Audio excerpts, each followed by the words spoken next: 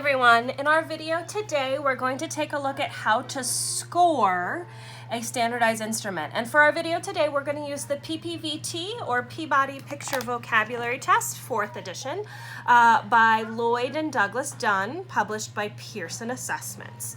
This is a really good example of a standardized instrument. In this case, it's a norm-referenced standardized instrument that uses direct administration. So for this assessment, we sit down with the child one-on-one and give them prompts to assess their receptive vocabulary. But today's video is about scoring. So we're going to focus most of our time on the record book.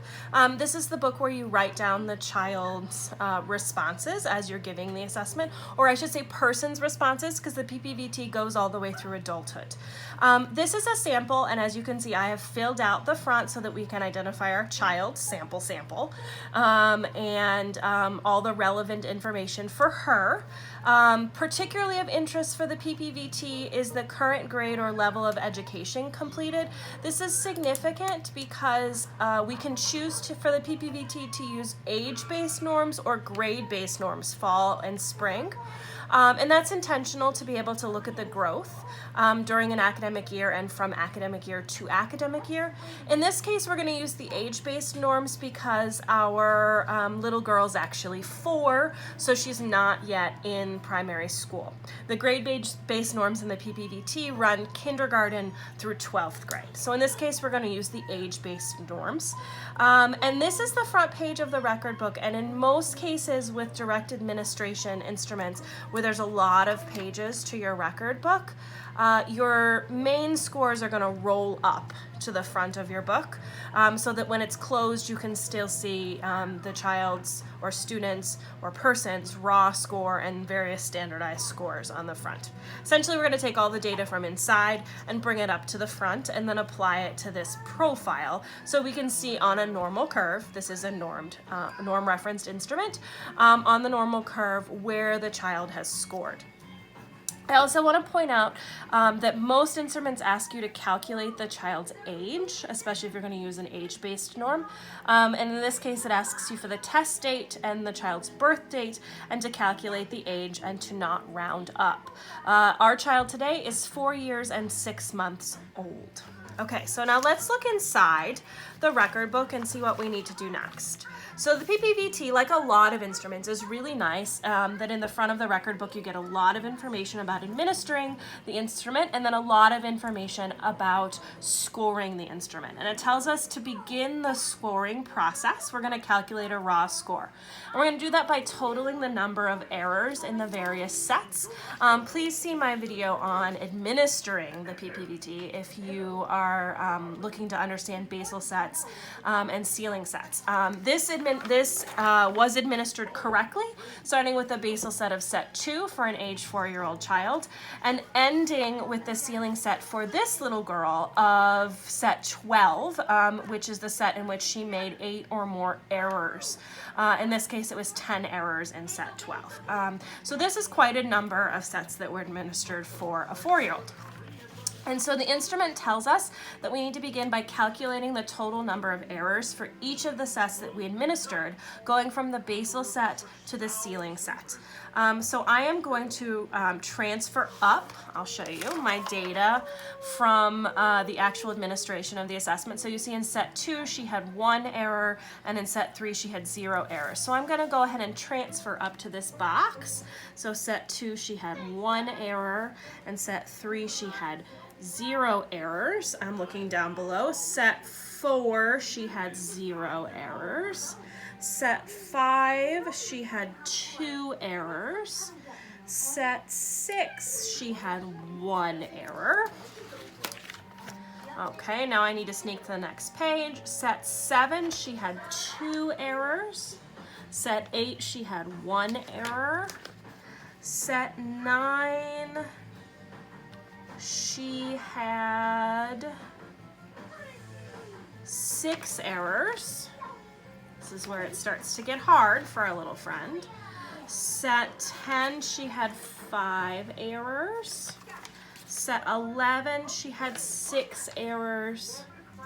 And set 12, she had 10 errors. So that was the ceiling set, okay? So then what we need to do is to add up all of these numbers. So essentially this is just a sum of the total errors, and it says here, which you probably can't see on the video, between basal set and ceiling set. So we're just gonna add 1, 2, 3, 4, 5, 6, 7, 13, 18, 24, 34.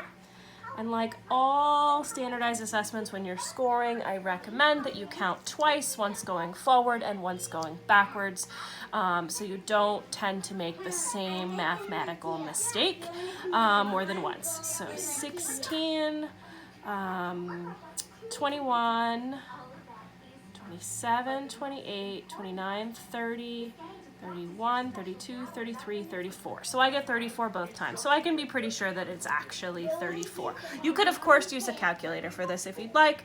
I tend to, these small ones, just to sort of do in my head. Okay, and then it tells us how to calculate the raw score. So it tells us that we need the number of the ceiling item, which in this case is the last item number in the ceiling set. Okay? And so the ceiling set for her was set 12. So the final item number in the ceiling set is 144. So we're going to put 144 on the line. Of particular importance here in the PPVT is that in the ceiling set you do administer through the end of the set. So it isn't like some instruments where you stop after 8 errors. You administer through the end of that set, and that's significant because that is where you get that number. Also of significance in that set, she got item number 144 correct. Okay, so then we take our ceiling item and we subtract our total errors. So in this case, it's 34. Oh, and we're gonna get a nice round 110 for a raw score. Okay, so then it says transfer this raw score to the record form cover. So when I tell you when you're administering and scoring instruments, read the directions, read them again, I mean that. Read the directions, read them again. It walks you step by step through what you're supposed to do. Okay, so this 110 is going to our front cover for the child's raw score, right? Also on the front cover, it tells us from box on page 2, this box to this box, okay? Now it is up to us to calculate the standard scores. And like everything else on this instrument, we have a lot of guidance. So it says standard score, use table B1, B2, or B3. In this case, they're referring to us to a table in the manual, which is what you're going to have in every single standardized instrument, to look at a table in the manual. And we're being directed to B1, B2, or B3. So, table B1 on this instrument is standard scores corresponding to the raw scores by age and form. Table B2 is standard scores corresponding to raw scores by grade in the fall and form. Remember with the PPVT, there's 2 forms, a Form A and a Form B. We're actually using Form A today. And table B3 is standard scores corresponding to raw scores by grade in the spring. So if you were going to use the grade-based norms, you would use B2 or B3, depending upon whether it was the fall or the spring. In this case, we're going to use the age-based norms again because our little friend is younger than primary age. So we need to go to table B1. And the first thing that we're going to do is find her age. As you can see, this says ages 3.8 through 3.9, so that's not old enough yet. We need 4.6. Okay, so this page right here, which of course is not great for our video, is 4.6 to 4.7. So we're going to take a look at Form A in 4.6 to 4.7, and we're going to find her raw score. So her raw score was 110. So if we go down here to 109 to 110 for Form A, it tells us that the standard score is 127. And the next thing it tells us is a confidence interval. Okay, so a confidence interval is a statistical calculation that takes into account the anticipated error in the assessment, okay? If this child took the same assessment twice, there would be some natural error. And it tells us at a 90% confidence interval, if the raw score was 109 to 110, we're absolutely sure her standard score, we're 90% sure, I shouldn't say absolutely sure, we're 90% sure that her standardized score is actually somewhere between 122 and 131. Okay, this table does provide us a 90% confidence interval and a 95% confidence interval. For most education-based tasks, we're going to go ahead and use the 90% confidence interval. We usually use 95% confidence intervals for things that are more, decisions that are more, that have greater potential sort of risk to them. Medical decisions, diagnostic decisions. If we were using this as part of a diagnostic, we might be interested in looking at the 95% confidence interval. And if you take a look, I'm not sure if you can see, but I can read you the numbers. The 95% confidence interval is that if her raw score is 110, her standardized score is with 95% confidence, it is somewhere between 121 and 132. So you see, when we make the our percentage higher, it makes our range larger because we have to capture more numbers. But for our purpose today, we're going to say that it's a standard score of 127 with a confidence interval of 122 to 131 using a 90% confidence level. So what I'm going to do is go ahead and transfer that onto here. So we said her standard score was 127, and we are going to use a 90% confidence interval today, and then I just need to double check because I've said so many numbers out loud. It's 122 to 131. Okay, so we're 90% confident that her score is somewhere between 122 and 131. All right, so then we're going to go ahead and find a percentile, okay? And it tells us to use table B4.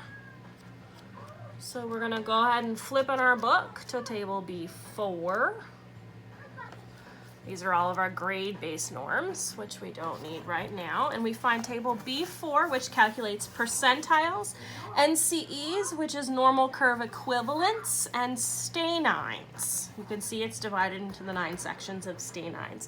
We'll go ahead and find them. I'm really interested in the percentile in this particular breakdown because we're going to be able to plot it on the curve, and we'll see all of these other things as well once they're on the curve. But we'll go ahead and fill them out on the front box just so you can see how we do them. So we're going to look up, in this case, her standard score. So for this child, the standard score was 127. So we're looking at the 96th percentile. Yes, this is, this little friend is her receptive vocabulary is pretty strong, okay? And then the normal curve equivalent is 88. And the stanine is 9, so she's in the highest stanine value. We actually cannot find a growth scale value right now. Growth scale values are used to calculate when you have a pre and post. And in this case, we don't. We could go ahead and find one, but since we don't have a pre and post, so we're not really looking at a growth scale, it doesn't make a lot of sense for us to calculate that right now. And then this instrument does produce age equivalent and grade equivalent scores.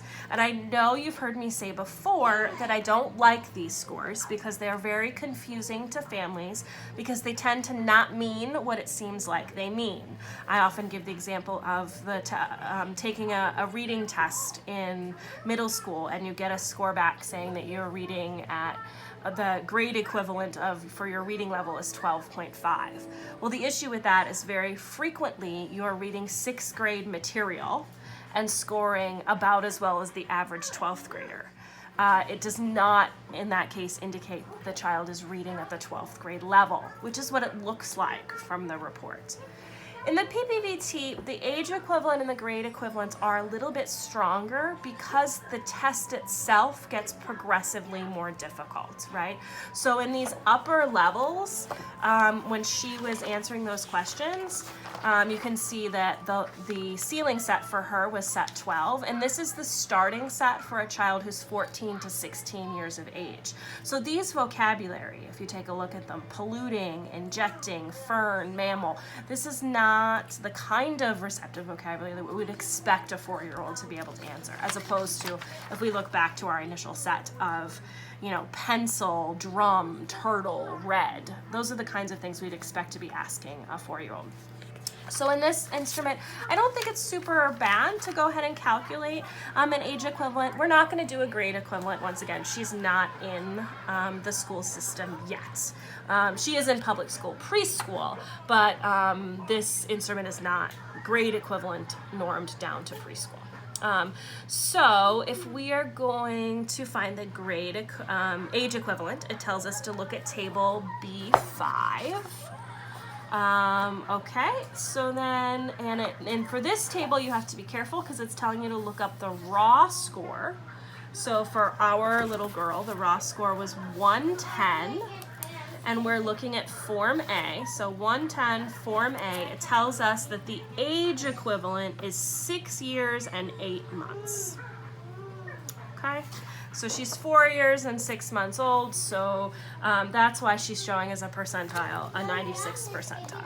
Okay, so the age equivalent is 6 years and 8 months. Okay, we are almost done with this instrument. We're not going to go ahead and score a grade level, but we actually could. If we were curious, and the raw score of 110 corresponds to 1 month into first grade, okay, which is about the same as 6-8. So we can go ahead and do this one. 1 month into first grade. Okay. Note the difference in writing. Most test manufacturers use this abbreviation. So 6:8 is 6 years, 8 months, and 1.1 is first grade, 1 month.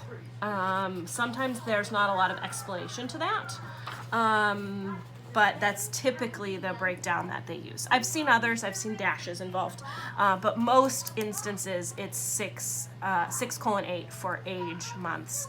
And they use a decimal or a period when they're talking about grade equivalents. Okay, so then one of the nice things about this instrument is we get a graphic right here, which is really what we care about. So if we take a look, this one says standard score, so we can go ahead over here and we can plot her standard score, and her standard score was 127. Now, of particular interest here is going back to that confidence interval. We're definitely not 100% sure that her score was actually 127. And if you take a look at 127 on this instrument,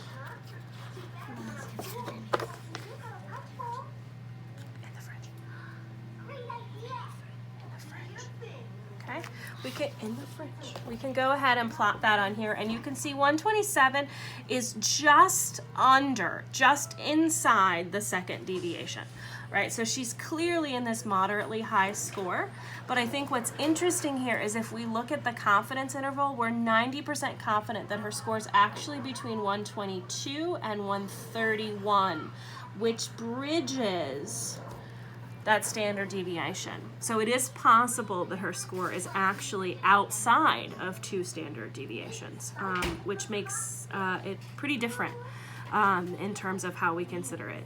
She's somewhere between the high end of a moderately high score and an extremely high score, the low end of an extremely high score. Okay. We also can see we calculated the percentile, but if we were just to carry this line down, we would get the same concept. It's right around 96. The same thing with the normal curve equivalent. If we were to sort of carry this down, it'd be about an 88, and the Stanine is 9. Okay, and that is how you do the overall standardized scoring for this particular instrument. My recommendations for this child is that the teachers and staff that are working with her in preschool should probably recognize that she has a fairly extensive receptive vocabulary for a preschooler. I did think it was very interesting while she was taking the assessment with me that a lot of times she would tell me what the word meant that I was asking her. I would ask her something like predatory, and she would say, well, it can't be that one because those two animals don't eat each other.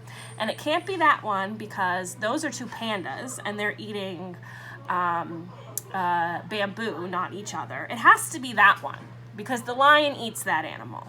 Okay, so she clearly understood what the term predatory was, and she was demonstrating her thinking process as she was figuring out which one was which.